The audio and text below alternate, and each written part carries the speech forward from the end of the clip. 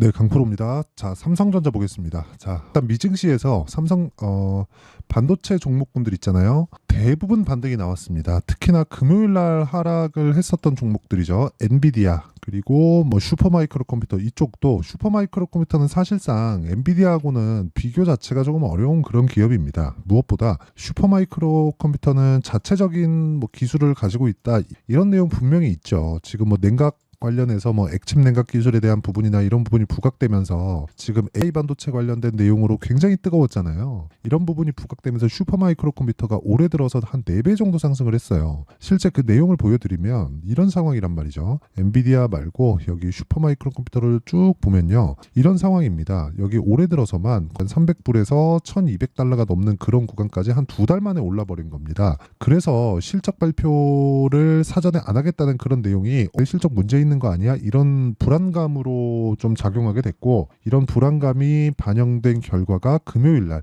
23% 정도의 하락하는 상황을 만들어냈습니다. 그러면 엔비디아 같은 경우에는 어떨까요? 엔비디아 같은 경우에는 상황이 완전히 다릅니다. 자, 내용 보시잖아요. 엔비디아는 지금 일단 10% 정도 빠진 거는 맞습니다. 그게 왜 빠졌냐면 슈퍼마이크로 컴퓨터에서 실적을 사전에 발표 안 한다고 이야기를 하니까 실적에 대한 불안감이 확 엄습을 했고, 엔비디아 이거 버블 아니야? 막 이런 얘기가 있었다는 거죠. 근데 AI는 기본적으로 버블이 될 수가 없습니다. 그러니까 과거에 IT 버블이나 뭐 2차 전지 버블 이런 걸 생각하던데 그 반도체에 대한 수요는요. 지금 밭을 일구고 있는 그런 상황입니다. 그래서 지금 엔비디아는 많이 오르기도 했거니와 그 오른 것에 대해서 지금 높은 단가를 유지할 수 있느냐 이런 부분에 대한 문제점이 있습니다. 그런데 여기서 우리가 하나 생각해야 될 게 있어요. 한국 시장의 반도체들은 비메모리 쪽에 집중되어 있는 게 아니라 메모리 반도체에 집중이 되어 있습니다. 그리고 지금 AI 쪽에서 너무 높은 고사양 서버를 요구하다 보니까 메모리도 사용되는 게 완전히 다르죠. HBM을 사용하잖아요. 기존에 사용했었던 뭐 GDDR, 뭐 6X, 뭐 7 이런 걸 사용하는 게 아니라 HBM을 고대역 폭으로 그냥 확 달아버립니다. 가격 상관하지 않고 실제로 엔비디아에서 GT에서 발표한 내용을 보잖아요. 그러면 가격 상관하지 않고 기존에 있던 기술을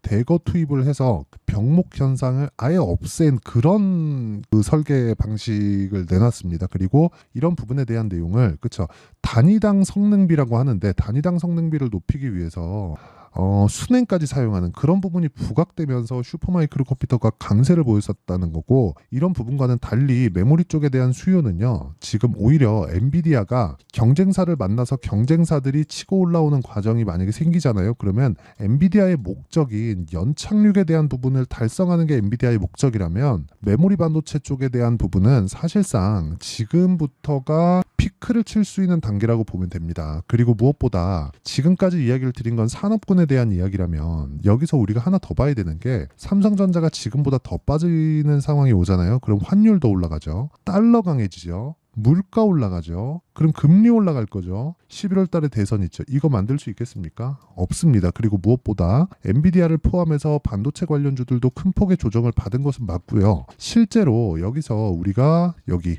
미증시의 움직임을 한번 보잖아요. 그러면 엔비디아도 60일 이평선을 이탈해 있는 그런 상황이고요. 여기서 보면 뭐 나스닥이나 이런 부분도 충분한 하락 구간을 거쳤습니다. 여기서 추가적으로 더 빠지기 위한 상황이 절대 그려지지 않는다. 전쟁이 막 심화되거나 막 그런 상황이 발생하면 유가 튀면서 그런 약간의 그 지정학적인 위험이 딱 부각되는 그런 상황이 벌어지겠지만 바이든이 그거 내비두겠냐고요. 개인적으로 바이든 저야 한국 사람이니까 이런 부분이 중요하진 않지만 바이든은 지금 11월 대선을 앞두고 이걸 막아야 되는 그런 상황에 처해 있습니다. 그러니까 우리가 가격대만 잘 잡으면 시간은 우리 편이다. 그리고 무엇보다 AI 반도체 관련돼서 지금 충분히 조정을 받았기 때문에 실적에 대한 기대감이나 부담감도 상당히 많이 떨어져 있는 그런 상태예요. 이런 구간에서 삼성전자를 내가 매도한다? 이걸 과연 만들어야 될까? 매도해서 지금 끝났다 이렇게 봐야 되는 게 맞을까? 오히려 하이닉스랑 비교해서 봤을 때 삼성전자에 대한 기대치가 더 높아요. 왜 그런 줄 아십니까? 하이닉스 같은 경우에는 상승한 폭도 삼성전자보다 훨씬 더 큰 것도 맞죠. 그런데 우리가 이걸 다른 쪽으로 생각해 봐야 되는 부분이 한 가지가 있는 게 하이닉스에서 지금 HBM이 올해 생산량 전략이 완판이 됐습니다. 없어요. 이제 더 이상 추가적으로 생산할 수 없습니다. 그런데 엔비디아나 추가적으로 AI 반도체를 설계하는 엔비디아의 경쟁사들이자 고객사들, 이쪽에서 설계하면 메모리 반도체를 직접 만들진 않거든요. 이쪽은 대규모 장치 산업이기 때문에 언제 공장 짓고 언제 만들어서 언제 쓰려고요. 그러니까 이 자체에 대한 내용이 그려지지 않는다. 그래서 지금 실적 발표 이후에 떨어져 있는 실적에 대한 실망감은 없었으나 실적 발표 이후에 하락한 부분에 대한 내용으로 추가적인 하락이 나올 수가 없습니다. 그러면 지금 우리가 타점을 잡아야 되는 게 중요하지만 삼성전자를 포함한 관련주들의 움직임을 보는 것도 정말 중요하다. 그래서 타점이 그렇게 중요하다는 겁니다. 이런 타점에 대한 부분을 이해를 했을 때 매매는 이런 매매가 가능해집니다. 자, 내용 보시면 매수, 매도, 그쵸? 한 30% 정도 구간입니다. 그리고 매수, 그리고 매도, 여기도 한 18% 정도의 구간이고요. 그리고 매수, 매도, 여기도 한 13% 정도의 구간입니다. 이런 상황을 만들어내야 되고 조정 이후에 확인하고 나서 저가를 잡는 게 아니에요. 그리고 나서 매수했을 때 오늘까지도 추가적인 상승세를 보였다. 자, 시장은 한쪽에 집중되는 상황이 나오는데 이런 부분이 연결되지 않아요. 하지만 반도체 쪽에 조정이 지금 들어오면 여기 바이오에서 보시다시피 이게 HLB거든요. 바이오에서 보시다시피 조정 이후에는 다시 반등을 줍니다. 이 반등 구간에 다시 매수하는 그런 타점을 기다리는 게 지금 삼성전자에서 해야 될 일이고, 그런 타점에 대한 부분을 제가 이 내용처럼 다 보여드린 이 내용처럼 여기 소통방에서 10억 만들기 프로젝트로 함께 진행을 하고 있습니다. 자, 실제 보면 4월 23일 오늘이죠. 시장가 매수 8시 45분. 정확하게 장시작 전이죠. T 같은 경우에 내용 한번 보면, 자, 오늘 시장이 그렇게 나빴다고, 시장 하락률로 보면 그렇게 크게 나오진 않았지만 전체적으로 분위기가 안 좋아 있는 그런 상황에서 어떻습니까? 오늘도 한 6% 정도의 상승을 만들어냈다. 그리고 올라가는 구간에서 계속해서 매매를 이어오고 있다. 우리는 이런 상황을 지속적으로 만들어 가야 된다. 그래서 매매하는 과정에서 내가 가격대를 어떻게 잡아야 될지 모르겠다 하시는 분들은요, 구독과 좋아요 눌러주시고요. 상단에 있는 전화번호로 구독 또는 10억이라고 구독자 인증, 즉 문자를 보내주시면 상단에 있는 번호로 문자 보내주시는 분들에 한해서만 제가 강프로의 10억 만들기 소통방에 입장 링크를 다 공유를 해드리도록 하겠습니다.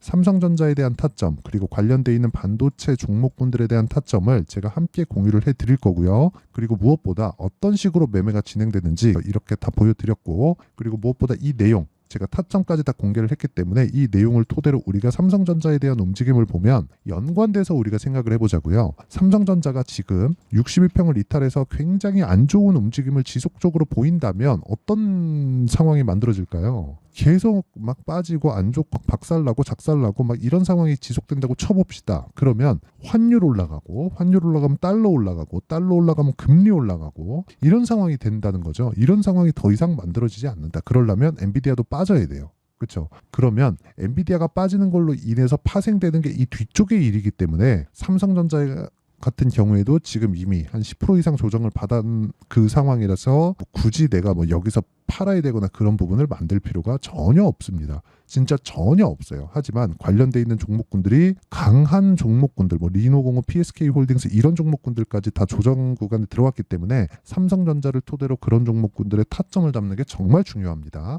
그래서 그 타점을 잡기 위한 방안으로 아까 전에 제가 여기 소통방에서 진행하고 있는 내용들, 여긴 전체적인 내용을 다루고요. 그리고 이런 가격들을 잡는 원리를 여기 삼성전자의 가격과 단기 보유 전략으로 제가 함께 진행을 하고 있고, 그리고 무엇보다 최근에 반도체 쪽이 너무 안 좋잖아요. 그래서 한 일주일, 2주일 정도 안 좋은 이 상황에서 삼성전자의 실시간 타점을 문자로 공유를 해드리도록 할 테니까 구독과 좋아요 부탁드리고 상단에 있는 전화번호로 삼성이라고 문자 보내주시는 분들에 한해서만 제가 여기 매매 전략 함께 삼성전자의 실시간 타점을 다 공유를 해드리도록 하겠습니다. 자, 내용 정리하면 삼성전자가 지금 빠진 건 그렇죠. 전체적으로 악재들이 있어서인 것은 맞지만 그 악재가 발생해서 나올 수 있는 하락폭을 이미 다 채워놨습니다. 주식은 선반영하니까. 그러면 삼성전자만 빠진 게 아니라 미국 증시도 빠졌고 나스닥만 집중적으로 하락이 나왔다는 건 엔비디아가 빠졌다는 거고, 엔비디아가 빠졌으니까 관련된 반도체 종목이 빠졌다는 것이기 때문에 앞으로 나올 실적에 대한 기대감이 없다는 거죠. 예를 들어서 그런 겁니다. 오늘 테슬라 실적이 발표하는데 테슬라의 주가는 안 좋았기 때문에 실적은 이미 안 좋을 걸 알고 있습니다.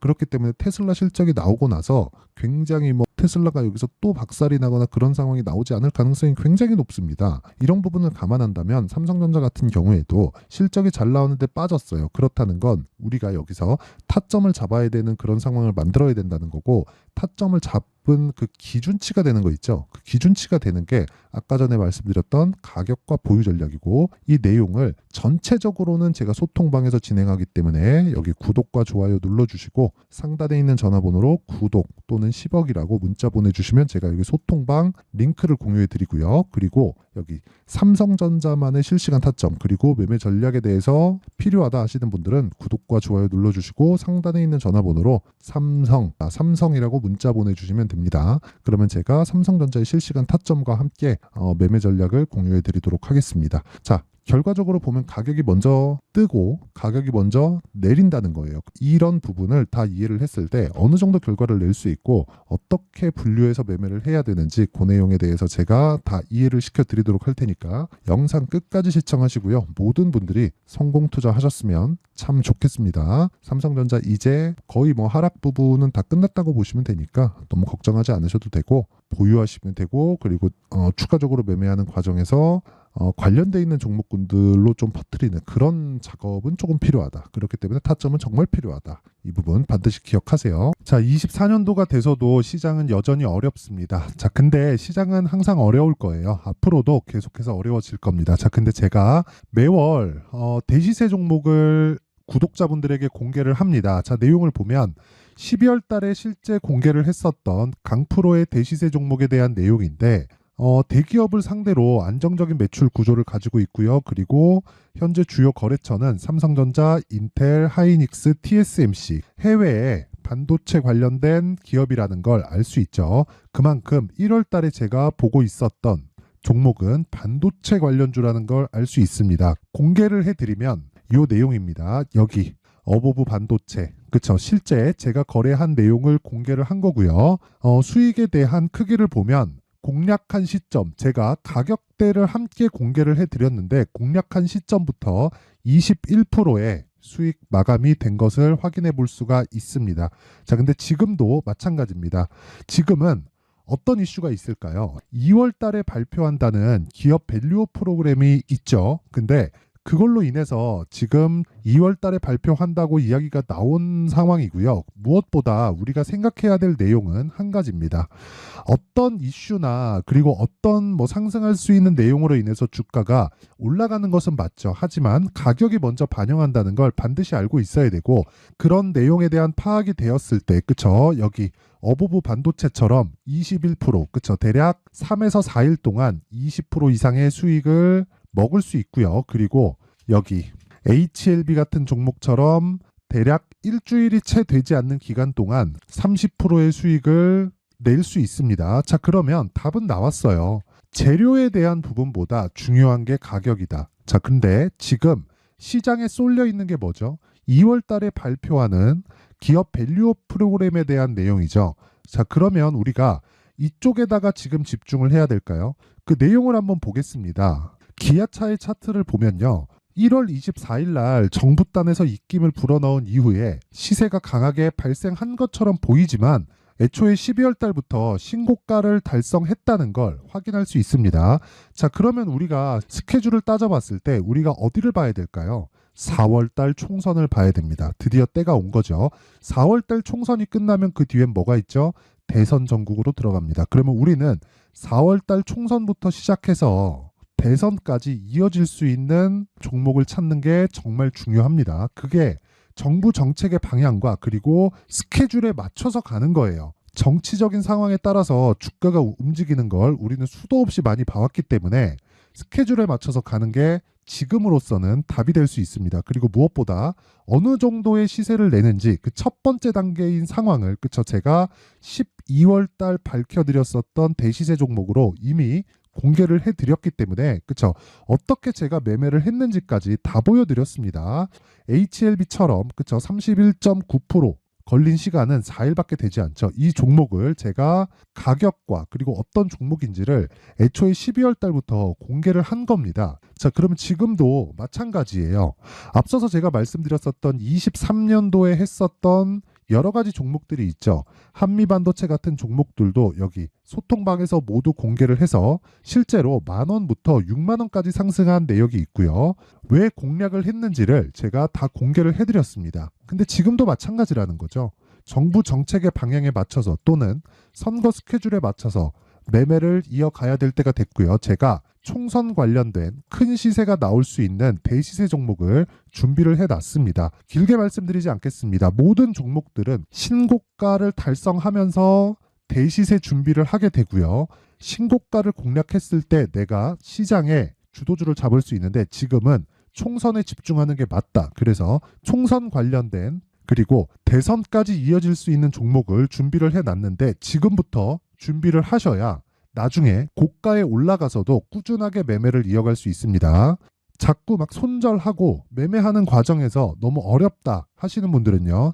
이 종목 딱 받아가서 큰 수익 내셨으면 좋겠고요. 이 종목은 상단에 있는 전화번호로 대시세라고 문자를 보내주시는 분들에 한해서만 제가 총선 그리고 대선까지 이어질 수 있는 종목을 공개해 드리도록 할 테니까 상단에 있는 전화번호로 대시세라고 문자를 보내주시고요. 그리고 구독과 좋아요 꼭 좀 부탁드리겠습니다. 시장은 정말 어렵습니다. 자, 그래서 모든 분들이 성공 투자하셨으면 좋겠고요. 기본적으로 가격에 대한 파악을 하면서 큰 수익을 내셨으면 좋겠습니다.